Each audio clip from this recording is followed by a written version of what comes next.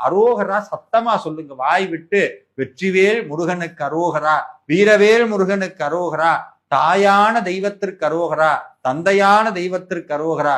முக்கியமா இதை சொல்லுங்க, என்னை வாழ வைக்கும் தெய்வத்திற்கு அரோகரான்னு சொல்லி அந்த மலரையும் சாத்தி கற்பூர ஆரத்தியை கண்ணில் ஒத்திட்டு விபூதி எடுத்து கை நிறைய பூசி, நான் என்னைக்கும் சொல்ற மந்திரம் தான், செயல்வட்டழிந்தது செந்தூர் வயற்பொருள் தேங்கடம்பின் மாழ்வட்டழிந்தது பூங்கொடியார் மனம், மாமையிலோன் வேல்வட்டழிந்தது வேலையும் சூரனும் வெற்பும் அவன் கால்வட்டழிந்தது இங்கு என் தலைமேல் அயன் கையெழுத்தேன்னு நெத்தி நிறைய விபூதியை வச்சுட்டு உங்க நாளை தொடங்குங்கள்.